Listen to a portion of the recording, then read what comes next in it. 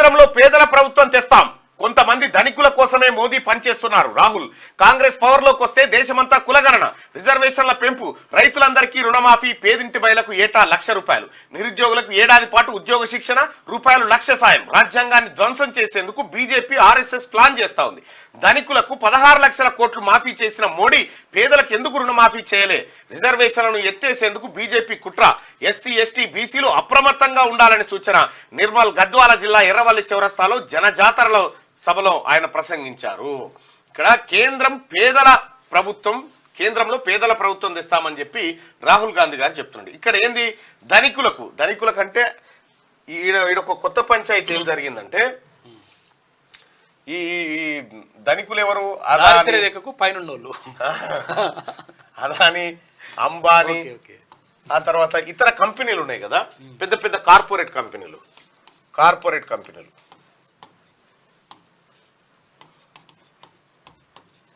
ఇవి ఉన్నాయి కదా. ఈ కంపెనీలు అన్ని ఏం చేసినామంటే బ్యాంకుల దగ్గర రుణాలు తీసుకున్నాయి. బ్యాంకుల వద్ద 16 లక్షల కోట్ల రుణాలు తీసుకున్నాయి. ఎక్కువ తీసుకున్నాయి కానీ మాఫీ అయిన విషయం చెప్తున్నా. 16 లక్షల కోట్ల అప్పు తీసుకుంటే నరేంద్ర మోడీ గారు ఏం చేసిరంటే,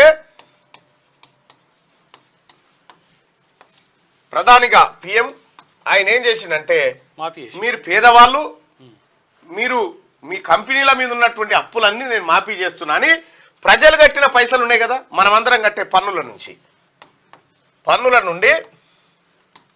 16 లక్షల కోట్లు తీసి బ్యాంకులకు కట్టేసిండు.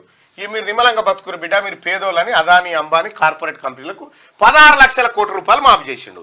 అయితే ఈ దేశంలో ఉన్నటువంటి బలిసినోని పైసలు అప్పులు మాఫీ చేసినావు కానీ మరి రైతుల పైసలు ఎందుకు మాఫీ చేయలేదని చెప్పి రాహుల్ గాంధీ ప్రశ్నిస్తా ఉన్నాడు.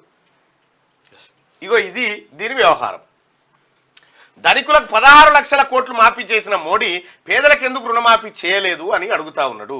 రిజర్వేషన్లు ఎత్తేసేందుకు బీజేపీ కుట్ర చేస్తుంది. ఎస్సీ, ఎస్టీ, బీసీలు అప్రమత్తంగా ఉండాలని సూచన. ఇప్పటిదాకా మనం మాట్లాడుకున్న రిజర్వేషన్ల అంశం. ఇక నిర్మల్ గద్వాల జిల్లా ఎర్రవల్లి చౌరస్తాలో జనజాతర సభలో ఆయన ప్రసంగించిండు.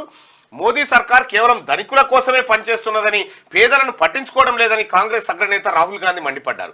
కేంద్రంలో ధనికుల ప్రభుత్వాన్ని గద్దెదించి పేదలు, రైతులు, ఆదివాసీలు, వెనుకబడిన తరగతుల కోసం పనిచేసే పేదల సర్కార్ను తీసుకొస్తామని చెప్పారు. ధనికులకు 16 లక్షల కోట్లు రుణాలు మోదీ మాఫీ చేశారని, పేదల రుణాలను ₹1 కూడా మాఫీ చేయలేదని ఆయన అన్నారు. ఎస్సీ, ఎస్టీ, బీసీల రిజర్వేషన్లను ఎత్తివేయాలని కుట్ర చేస్తున్నారని ఫైర్ అయ్యారు. ఈ ఎన్నికలు 2 సమూహాల మధ్య జరుగుతున్నాయి. ఓవైపు రాజ్యాంగ రక్షణ కోసం కాంగ్రెస్ పోరాడుతుంటే మరోవైపు రాజ్యాంగాన్ని విధ్వంసం చేసేందుకు బీజేపీ, ఆర్ఎస్ఎస్ ప్రయత్నిస్తున్నాయి. అందుకే అందరం కలిసి రాజ్యాంగాన్ని కాపాడుకుందామని ఆయన సూచించారు. లోక్సభ ఎన్నికల ప్రచారంలో భాగంగా ఆదివారం నిర్మల్ జిల్లా కేంద్రంతో పాటు జోగులాంబ, గద్వాల జిల్లా ఎర్రవల్లి చౌరస్తాలో నిర్వహించిన కాంగ్రెస్ జనజాతర సభలో రాహుల్ గాంధీ ప్రసంగించారు. దేశంలో నిరుపేదలకు హక్కులతో పాటు జల్, జంగిల్, జమీన్, రిజర్వేషన్, ఉద్యోగాలు లాంటి సదుపాయాలన్నీ రాజ్యాంగం ద్వారానే అందుతాయని చెప్పి ఆయన తెలిపారు. అయితే జల్, జంగల్, జమీన్ ఇది కొమరం భీం నినాదం. జల్ అంటే నీళ్లు, జంగల్ అంటే అడవి, జమీన్ అంటే భూమి.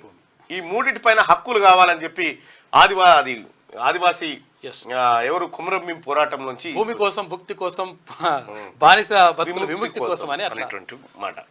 ఇది నిన్న జరిగినటువంటి కార్యక్రమం. ఇక్కడ ఆదివారం నిర్మల్లో జరిగిన కాంగ్రెస్ జనజాతర సభలో మాట్లాడుతున్న రాహుల్ గాంధీ పక్కన ఆదిలాబాద్ ఎంపీ అభ్యర్థి ఆత్రం సుగుణ ఉన్నారు. ఆమెను సభకు పరిచయం చేస్తూ ఆమెకు ఓటేసి గెలిపించాలని ఆయన కోరిండిగా. చీర కట్టుకొని ముస్తాబై బస్ ఎక్కు, గ్యారంటీల అమలు అప్పుడైనా తెలుస్తుంది. కేటీఆర్ కు సీఎం రేవంత్ రెడ్డి సూచన.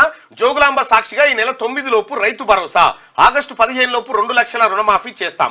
ప్రభుత్వాన్ని పడగొట్టే కుట్రలు చేస్తున్నారు. గద్వాల జనజాతర సభలో సీఎం ప్రసంగించినటువంటి వార్తను చూస్తా ఉన్నాం. చీర ఏమంటుండు కేటీ రామారావు అని అంటే, కాంగ్రెస్ పార్టీ హామీలు ఇచ్చింది అమలు చేయట్లేదు అని అన్నాడు. కాంగ్రెస్ పార్టీ హామీలు అమలవుతున్నాయా లేదా తెలుసుకోవాలంటే నువ్వు ఒక పని చేయి, డైరెక్ట్ నువ్వే తెలుసుకోవాలంటే ఒక చీర కట్టుకొని, కేటీ రామారావు ఒక చీర కట్టుకొని ఆర్టీసీ బస్సు ఎక్కితే, ఆర్టీసీ బస్సు కనుక ఎక్కితే నీకు టికెట్ తీసుకోలేదనుకో అమలవుతున్నట్టే కదా.